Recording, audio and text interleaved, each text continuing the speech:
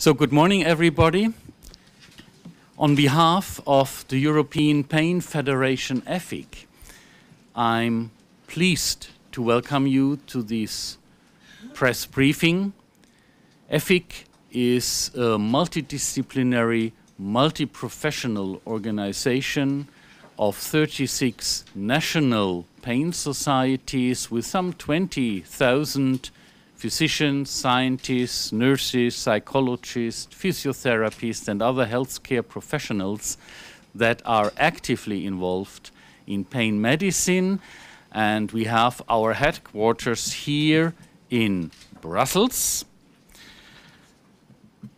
So, being at home here, we have launched, now we have the microphone, excellent, now you can hear me even better.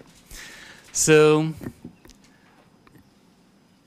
having our headquarters here in Brussels, we have launched the so-called Societal Impact of Pain initiative, and I will talk a little bit later more about this. Why have we launched this initiative? We did it because we have three major goals in EFIC. And this is, first of all, to develop pain medicine in Europe. Second, to ensure best practice pain management in all our European member states. And last but not least, to increase awareness about chronic pain as a disease in its own right, but also about the tremendous societal burden that is due to chronic pain suffering. And in the context mainly of the latter two goals, that is best practice share and societal burden, this Societal Impact of Pain, or SIP initiative, has been launched in 2010 in close collaboration with the pharmaceutical company Grünenthal, represented here in this press conference by Dr. Alberto Groa. And while EFIC has the scientific guidance, Grünenthal is kindly supporting us, is funding us, and logistically helping us in this initiative. The SIP, which stands for Societal Impact of Pain, the SIP initiative wants to make chronic pain a priority on the political agenda in Europe and in each European country, because chronic pain is not only a tremendous individual burden to the pain patients and their physicians, chronic pain is also a true challenge to the healthcare systems in our countries, to the social systems, to the payers, but also to the economy, and finally to the whole society. Just to give you a few examples, just to highlight some of these societal aspects, every fifth European adult citizen is a chronic pain sufferer.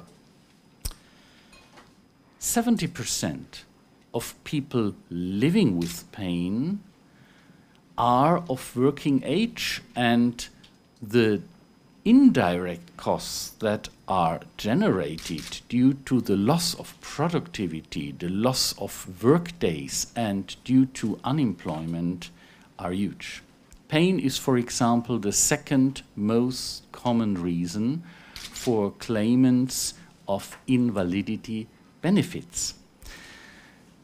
Let us look at UK, and in UK only, the direct and indirect costs for chronic back pain sums up to 12.3 billion British pound every year, and that is equivalent to 1.5% of the gross domestic product. So it's a huge sum of money, and most of this money is due to the loss of work days, to the loss of productivity. So it's an economical problem because the direct costs for the pain treatment, for medical services, is only 9% of this huge sum.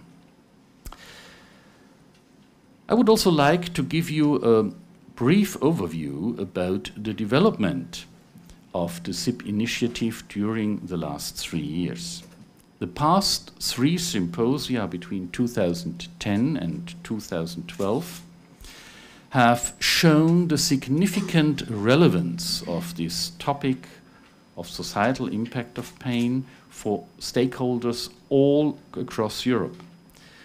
In the meeting 2011, we have launched the so-called Roadmap for Action, and this Roadmap for Action has 7 strategic goals, and these strategic goals are goals that should be implemented into national policies as well as should be brought to some action on an European level. So in 2013 we have changed the approach a little bit, just to bring now these policy examples that have been generated already in some of our member states onto an European level, and to bring it also to the attention of our European institutions and European politicians here in Brussels.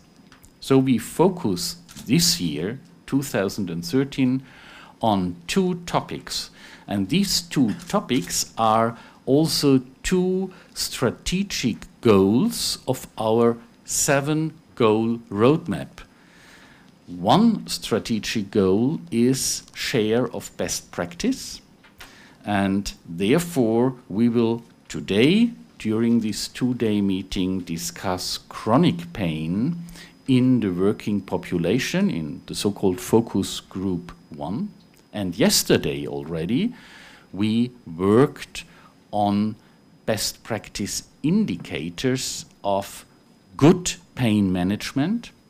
That was the focus group 1.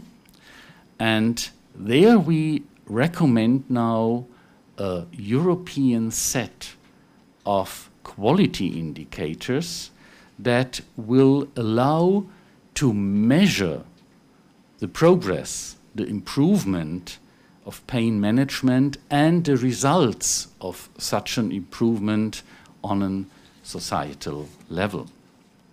So, in contrast to what has been done and achieved during the past 3 SIP symposia, 2010 to 2012, we will now come to concrete recommendation, and we would like to be the starting point for a development where we come up with clear indicators, for example, that can be used then at an European or national level, also with other best example recommendations how politicians at the national level may improve the situation of pain management and pain patients in their countries. The development of this European set of quality indicators of outcome that was initiated in this focus group 1 meeting yesterday will be continued, of course, in the future, because that is a dynamic process. That is not just one single event.